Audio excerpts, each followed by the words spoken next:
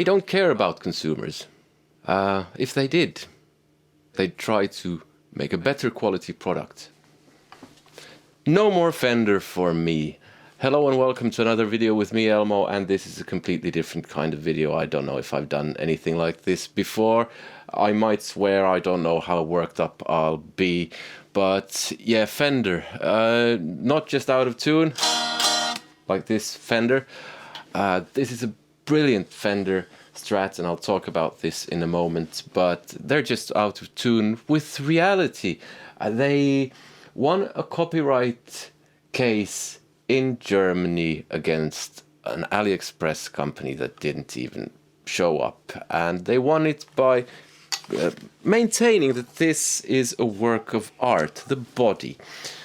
And so normally they've been trademark cases where they've lost, basically. Now, I understand Fender trying to protect their interests in various ways.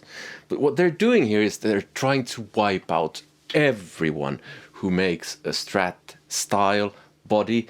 And that includes, but it isn't just limited to Schecter, PRS, Harley Benton, Jet, whatever have you. It could potentially even be something like an Ibanez. I don't know how far they're going with this. But I read a quote somewhere, or I read a comment somewhere, and I don't know if this is true, but it kind of fits my picture of Leo Fender, who founded Fender and came up with this. When he was asked about different companies making copies of a Strat, and he said that he's really proud that he could design something that provides a livelihood for other people in other companies making this shape of a guitar. I don't know if it's true or not, but it fits my picture of Leo Fender. It doesn't fit my picture of Fender, the company. Leo Fender made Strat style guitars at G&L, for instance, later on. But so the big problem here is quality. If Fender made better guitars, there would be no problem. But they don't. This one is a brilliant one. I bought this in 2006 or so, second hand, absolutely brilliant. And my luthier friend Sasha had a look at it and said that one, the neck, the wood in the neck is worth more than the retail price of one of these Yngwie Malmsteen Strats. And I've later found, when I've bought and sold other Yngwie Malmsteen Strats, that some of them have been absolute dog shit compared to this.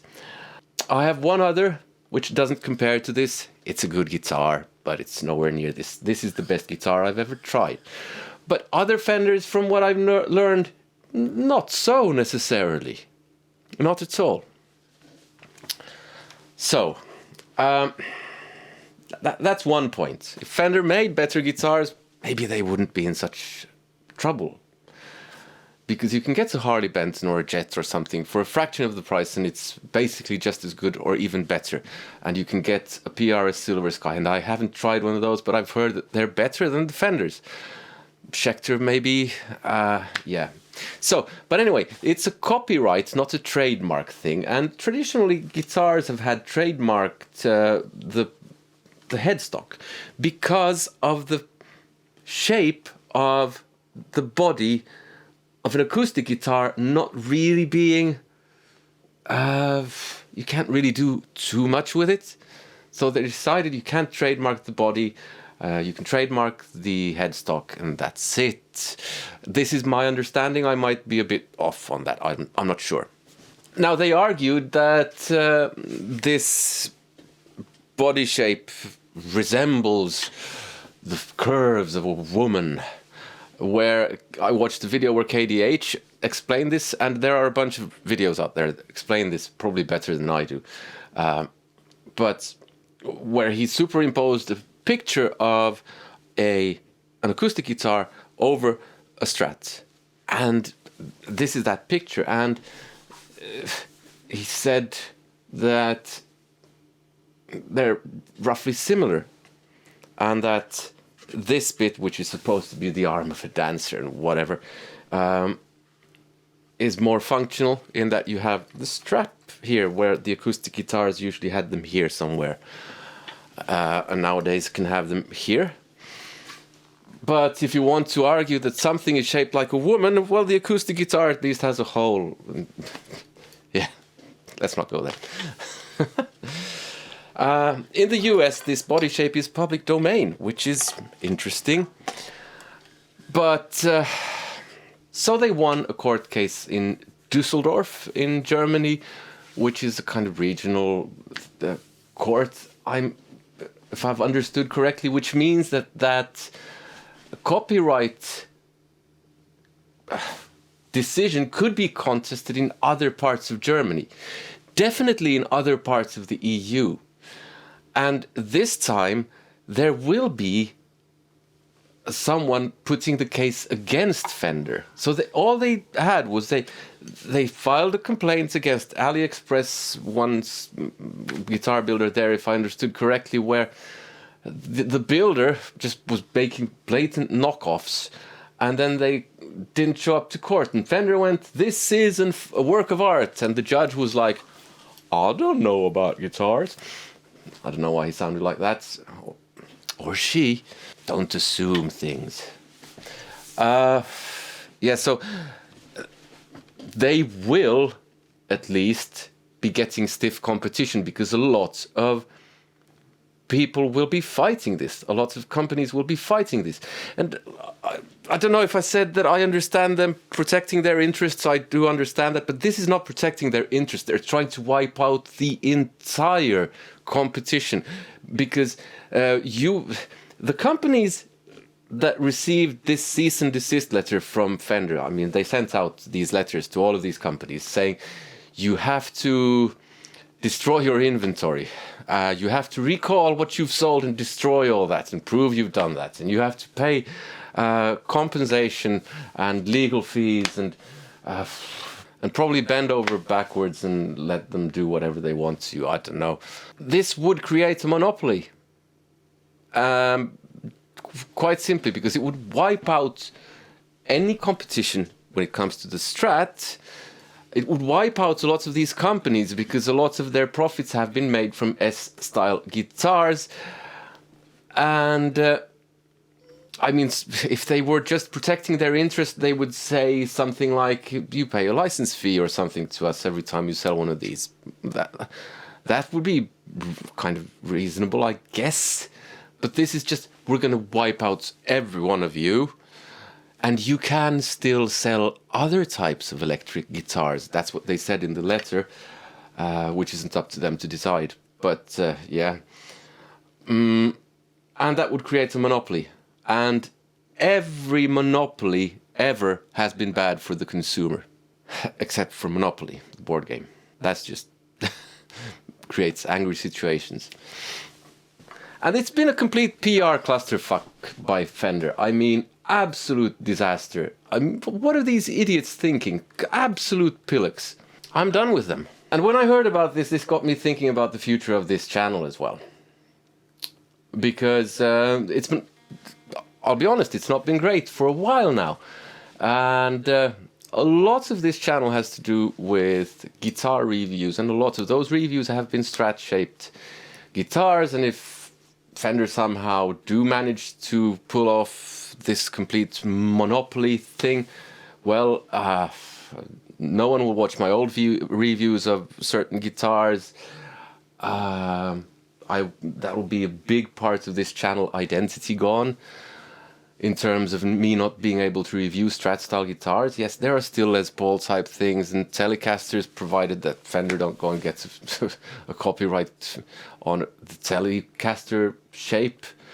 I don't see why not. And part of the problem with this channel has been, and I've been thinking about the future of this channel, has been partly because of that orange ballsack in the White House who decided that tariffs would be a great idea. That's when I saw the first dip in numbers on this channel, and the second one when he decided it was a good idea to invade Iran, or attack Iran, sorry. And that's when I saw a second big drop-off in numbers, and one big drop-off I saw in numbers when not Facebook, you stupid bearded person, When YouTube decided to put on the homepage, instead of 6 videos, long-form videos, before you have to scroll, now there's 3, and then there's shorts, which means that all of the channels competing for long-form attention now don't have 6 slots to compete for, only have 3 slots to compete for, which means we get less views. Quite simple. And money is down and subscribers are down, although the affiliate money is still pretty much the same.